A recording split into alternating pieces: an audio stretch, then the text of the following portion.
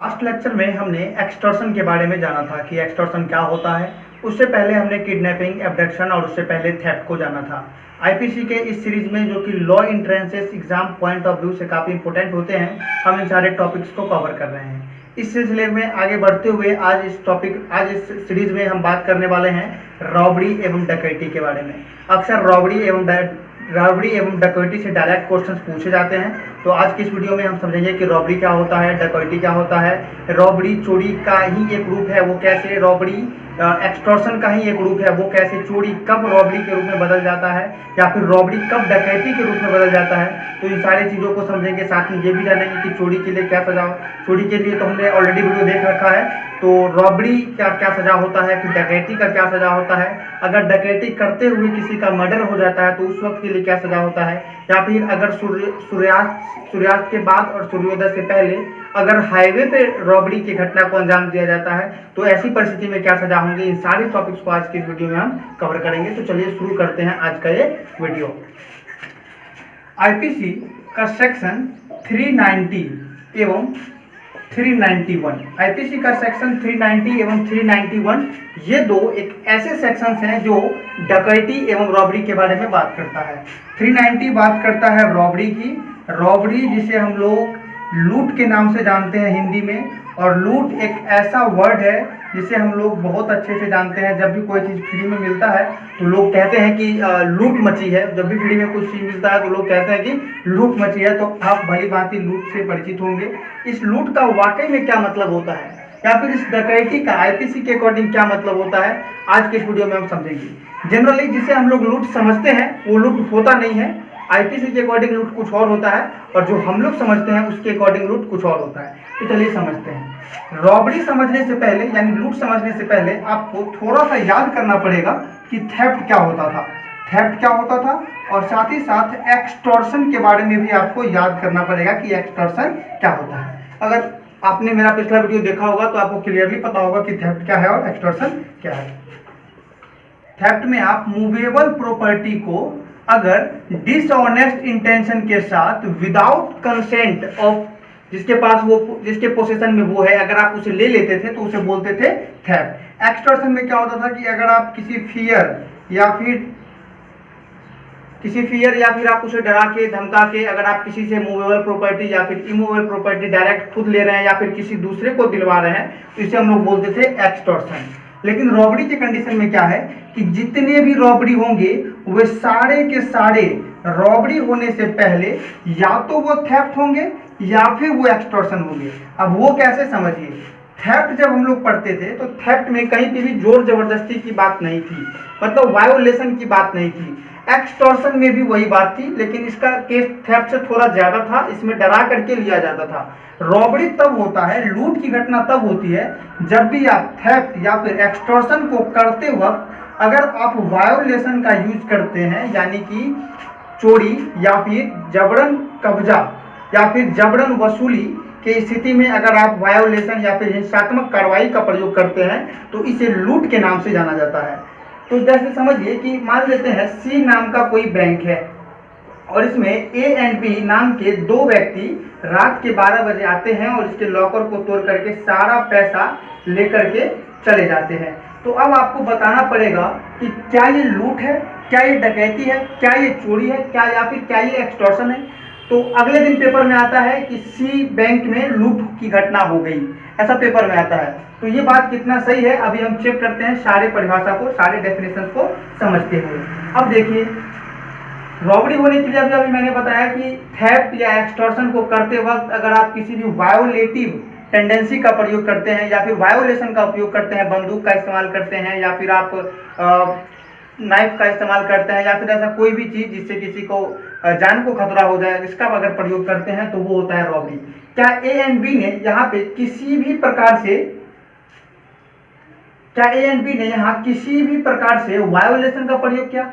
क्या इसने किसी को भी गन पॉइंट पे रखा? नहीं रखा, मतलब इसने किसी भी तरह का वायोलेशन नहीं किया, तो ये रॉबरी नहीं होगा। पेपर में जो लिखा कि सी नाम के बैंक में रॉबरी हो गई, ये गलत न्यूज है। ये क्या हो जाएगा? थेफ्ट हो जाएगा। थेफ्ट में क्या है कि विद डिसऑनेस्ट इंटेंशन, अगर आप विदाउट कंसेंट के सामान लेके चले जाते हैं तो वो होता है थेफ्ट। तो ये क्या हो जाएगा, थेफ्ट हो जाएगा। लेकिन इसी एग्जाम्पल को अगर थोड़ा सा चेंज कर दें, यहाँ पे ए एंड बी नाम का व्यक्ति सी नाम के बैंक में आता है और यहाँ डी नाम का एक गार्ड रहता था।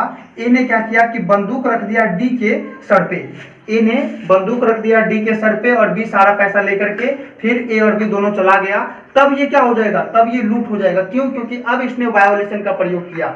अब ए एंड बी ने वायोलेशन का प्रयोग किया, इसने बंदूक डी के सर पे रख दिया, उसको डरा करके फिर पैसा लेके चला गया। अब यहाँ पे एक सवाल और उठता है कि अगर इसने डरा के पैसा लिया, अगर ए एंड बी ने बैंक से डरा के पैसा लिया, तो फिर ये एक्सटॉर्शन क्यों नहीं होगा, रॉबरी क्यों होगा? क्योंकि एक्सटॉर्शन में भी हमने बताया था कि अगर आप मूवेबल या इमूवेबल किसी भी प्रकार की प्रॉपर्टी को विथ फियर या धमकी या डरा धमका करके ले रहे हैं तो उसे एक्सटॉर्शन कहा जाता है। तो यहाँ पे ये एक्सटॉर्शन इसलिए नहीं होगा क्योंकि एक्सटॉर्शन का जो रिजल्ट होता है, अगर आप किसी भी प्रकार का, आपको किसी भी प्रकार की हार्म हो रही है या फिर आपकी डेथ का जो डर दिखाया गया है आपको, अगर इसका रिजल्ट लेट से आता है तो इसको बोलते हैं एक्सटॉर्शन। और जिसका भी रिजल्ट इंस्टेंट आता है उसको हम लोग बोलते हैं लूट। इंस्टेंट का मतलब समझिए, जैसे समझते हैं ए ने बी को कॉल किया, मान लेते हैं ए ने बी को कॉल किया और ये कहता है कि अगर तुमने मुझे 5 लाख रुपीज नहीं दिए तो मैं तुम्हारे बच्चे सी को मार दूंगा, तुम्हें 24 घंटे के अंदर मुझे पैसे देने हैं। तो इसका रिजल्ट थोड़ा 24 घंटे बाद है, मतलब ये एक डरा धमका करके पैसा मांग रहा है। लेकिन इस कंडीशन में क्या है कि अगर यहाँ पे डी हल्ला करता या फिर डी इसका विरोध करता तो ऐसी स्थिति में क्या होता कि ए उसी वक्त गोली चला देता और डी की उसी वक्त मृत्यु हो जाती या उसे हानि पहुंचती। तो ये हुआ इंस्टेंट रिजल्ट, यानी कि इंस्टेंट इंजरी हो रही है या फिर इंस्टेंट डेथ का अगर रीजन बने तो वो रॉबरी होता है। अगर ये इंजरी या डेथ लेट का परिणाम हो, यानी कि अभी फिलहाल डराया जा रहा हो, तो उसे एक्सटॉर्शन कहा जाता है। तो आप थेफ्ट, एक्सटॉर्शन और रॉबरी को काफी अच्छे से समझ गए होंगे। रॉबरी के संदर्भ में अगर आप इसके पनिशमेंट की बात करें, रॉबरी के अगर पनिशमेंट की बात की जाए तो इसे बताया गया है आईपीसी का सेक्शन 392 में। आईपीसी का सेक्शन 392 रॉबरी के पनिशमेंट की बात करता है और इसके अकॉर्डिंग अगर आप रॉबरी करते हैं तो इसके लिए आपको 10 ईयर्स का इम्प्रिजमेंट है, कठोर कारावास है, यानी कि इसके साथ ही आपको फाइन भी देना पड़ सकता है या तो सजा या तो फाइन या फिर दोनों भी किया जा सकता है। यहाँ पे जो कारावास है यानी कि आपको जो जेल होगी वो कठोर जेल होगी।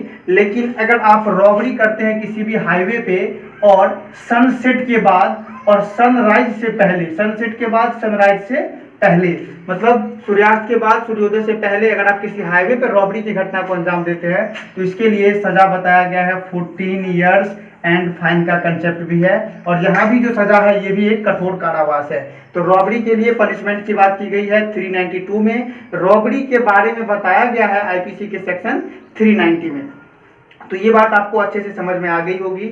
रॉबरी कहते किसे हैं? अगर आप थेफ्ट या एक्सटॉर्शन को करने के लिए वायोलेशन का यूज करते हैं, या फिर ऐसे समझिए कि किसी भी वस्तु को अपने कब्जे में लेने के लिए या फिर उसको लेकर के जाते वक्त या फिर लेने के लिए आते वक्त अगर आप वायोलेशन का उपयोग करते हैं तो वो रॉबरी होगा। जैसे एक एग्जांपल ये भी समझिए कि ए नाम का कोई व्यक्ति बी के घर में चला जाता है और उस वक्त बी घर में नहीं होता है और ए उसका सामान लेकर के जाने लगता है। तभी उस वक्त बी आ जाता है और ए को विरोध करता है कि तुम मेरा सामान लेकर के क्यों जा रहे हो।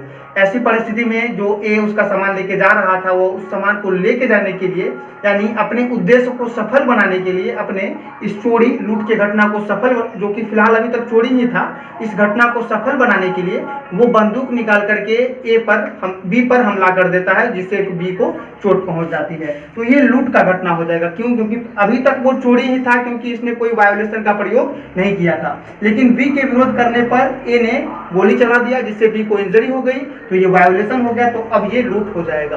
तो ये बात आपको अच्छे से समझ में आ गई होगी। अब बात करते हैं डकैती की। डकैती बिल्कुल रॉबरी ही होता है। अगर आप ऐसे समझे तो थेफ्ट और एक्सटॉर्शन या फिर कोई भी रॉबरी होने से पहले या तो वो थेफ्ट होता है या फिर एक्सटॉर्शन होता है। इसी प्रकार से ये जान लीजिए कि जितनी भी डकैती होती है वो सब के सब एक प्रकार के रॉबरी ही होते हैं। और ये भी समझ सकते हैं, ये भी कह सकते हैं कि डकैती रॉबरी का है दूसरा नाम है, लेकिन इसके लिए एक स्पेशल केस का होना जरूरी है और वो स्पेशल केस है नंबर ऑफ पर्सन की। यानी कि एक बाउंडेशन बना दी गई है कि अगर इस बाउंडेशन को अगर उसने पूरा किया तो वो डकैती होगा। लेकिन वो उसका मूल जो स्वभाव होगा, जो बेसिक नेचर होगा, वो रॉबरी जैसा ही होगा।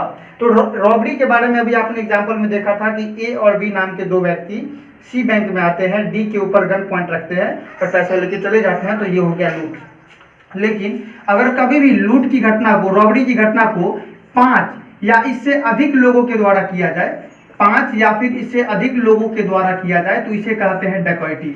आपको सारी बातें यही रहेंगी, रॉबरी होगा यानी कि वायोलेशन होगा, और वायोलेशन होगा किस चीज के क्रम में, थेफ्ट या एक्सटॉर्शन के क्रम में। और अगर लूटने वालों की संख्या, लुटेरों की संख्या 5 या इससे अधिक हो जाए तो वो रॉबरी नहीं कहलाते, फिर वो डकैती के केस में आ जाता है और फिर वो डकैती कहलाता है। डकैती के लिए बाकी सारी चीजें यही है, बस शर्त ये है कि लुटेरों की संख्या अगर 5 या इससे अधिक हो जाए तो फिर वो डकैती हो जाता है। अब अगर इस एग्जाम्पल को ठीक से देखें तो एक और दूसरे एग्जाम्पल की बात करते हैं हम। मान लेते हैं कि 4 लोग हैं और ये रोड पे जा रहे एक व्यक्ति को रोकते हैं। मान लेते हैं ए नाम का कोई आदमी जा रहा था रोड पे और ये 4 लोग थे जिन्होंने ए को रोका और इन्होंने इसके ऊपर गन रख दिया, और गन रखने के बाद इससे इसके सारे मोबाइल ले लिए, इसके पैसे ले लिए, इसके हाथ में जो गोल्ड के रिंग थे वो ले लिए, सारे चीज इससे छीन लिए। तो क्या होगा, ये थेफ्ट होगा, ये एक्सटॉर्शन होगा, ये रॉबरी होगा या डकैती होगा। तो आप यहाँ पे देख रहे हैं कि इसने गन पॉइंट रख दिया यानी कि वायोलेशन का यूज कर दिया,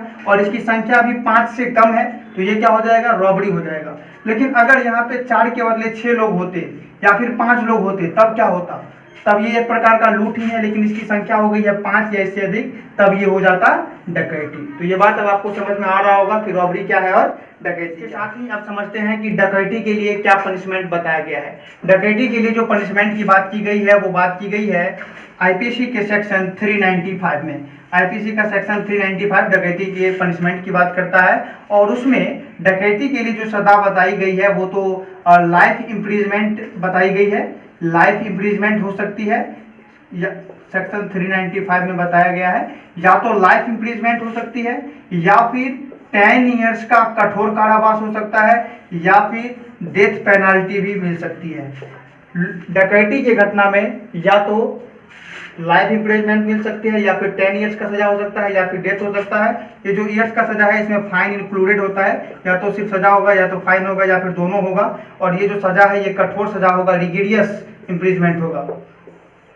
तो ये जो सजा की बात की गई है ये अलग अलग स्थिति के लिए अलग अलग होता है। जैसे अगर व्यक्ति डकैती करते वक्त किसी की हत्या कर देता है तो वो उसके लिए सजा का बारे में अलग बताया गया है। या फिर कोई व्यक्ति डकैती करने की इच्छा से या फिर इसके सोच से 5 लोग या इससे 5 लोग खड़े होते हैं किसी एक जगह, मीटिंग असेंबल करते हैं, तो वो भी अटेम्प्ट टू डकैती नहीं होगा, वो डायरेक्ट डकैती का केस बनेगा, उसके लिए फिर सजा की बात की गई है।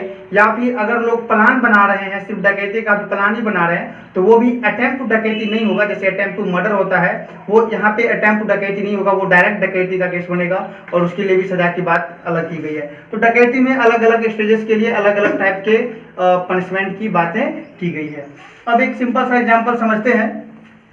और यहाँ पे डकैती में एक बात ये है कि ये जो 5 लोग गए हैं ये पांचों का कंसेंट होना जरूरी है, मतलब ये पांचों लोग इस बात के लिए सहमत हों कि हाँ हमें इस घर में डकैती करनी है।